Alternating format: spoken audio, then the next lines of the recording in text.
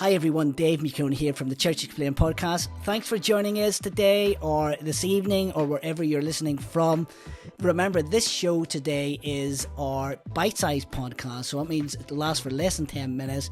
And in the show, we're going to go back and listen to one of our previous guests just for one question that he answers back in 2021. And that was with Scott Wilson, who is a leader, church consultant, and works with lots of churches around the world to help them grow and get to the next level. Now, we asked Scott round this idea of what are some of the key blockages when it comes to growth within the church, and he shares some amazing insights we think will help you today and help get your church to the next level if you put them into practice. So we hope you enjoy, and we'll see you right at the end of the podcast today.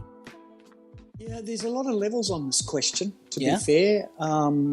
There's the standard ones we're facing now. Then you get a whole lot of biblical ones you could refer to and so on. What I think I might do is just zone in on some of the...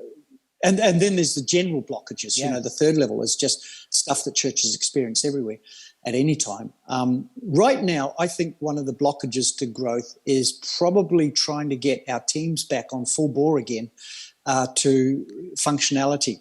It seems to me we've lost a few, as I look around Europe and beyond, we've lost a few team members here and there. So one pastor rang me, he's got a multi-site church, and he said, government allowed us to open up this Sunday. We only got a few days to do it.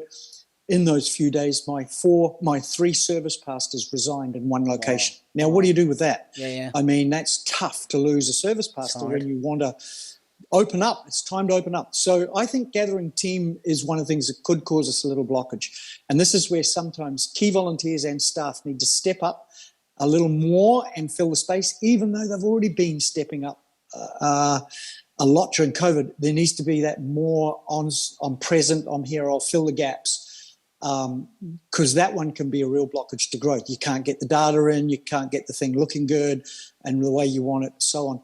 I think the second one that's a blockage to growth is probably the issue of thinking growth is something I do. Okay. I make something grow. Now, Paul is very clear on this in Acts chapter 3. The seed has the genius of growth. You put the seed into the ground and it will grow. There's something in the seed that when it connects to temperature, moisture, and the right conditions, it grows, it starts growing. What is it in that seed packet when you buy a bag of carrot seed and you look at what's in that seed thing? There's something, you cut it open with a knife, you can't see a thing. But put the right, so actually our jobs in growth is to provide the right conditions rather than, and which then facilitates the seed to grow, rather than thinking we are growing something. Yeah. So that's, you know, I was just open that up a little bit then, because then if people are listening and thinking, well, what is that seed? Without being, the most obvious thing is the Word of God. We would think that's the Word of God. But what else is that seed? Because we were talking about atmosphere. What else is there in there that people have to pay attention to make that growth? Yeah, great reflection on that, because the seed, you're right. Scripturally, we look at the concept of seed being the Word of God, and that is fundamentally right. In this case, Paul was talking to the Corinthian church, and he was talking about the idea of the organization or the church itself. Actually, the seed is the church. The gates of hell will not prevail against this church. In other words, it's going to keep going when we're here or not. It'll just keep going. Why? Because it is the seed itself. So fundamentally, the church is the seed. Okay. Give it the right conditions in the right moment, and that seed will grow. It's like, that's why we call it church planting, because we're taking the seed of genius. When Jesus said, I will build my church, it was the creative word went out there. It was, nobody knew what ecclesia was. They'd never heard of it. The gathered together ones, what's that? And he just threw it out there, and bang, in a moment, we have the idea of the seed. Now, it says in 1 Corinthians 3, I planted, Apollos watered, and so on. Right there, you see what they did was they worked on the conditions being right for the seed to germinate. And I think what we've got to do to make sure we don't have blockages is, have we got the right conditions?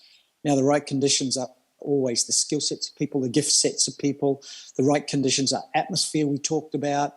The right conditions are fixing conflict, not having any conflict, but fixing conflict quickly. because the second time Jesus used the word church, it was related to conflict. Wherever there's a conflict or a problem, do face-to-face with a witness, take it to the church, and so on. So that was the second time he used the word church. So he says solve conflicts. And so I think it's about conditions rather than saying, I'm going to grow this. I don't think anybody can grow a thing. I think what we can do is release the power of the genius of the seed called the church. Brilliant. And just get the conditions around it really right. Brilliant, Scott. Well, hey, thanks for taking the time to be with us today on this podcast, the Church Explained podcast. We want to thank everyone for watching and listening.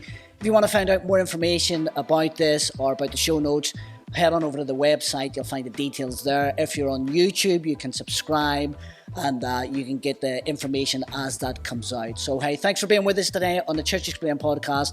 Thank you, Scott, for sharing some brilliant insights there on church growth. And we hope that it really helps all the leaders who are listening.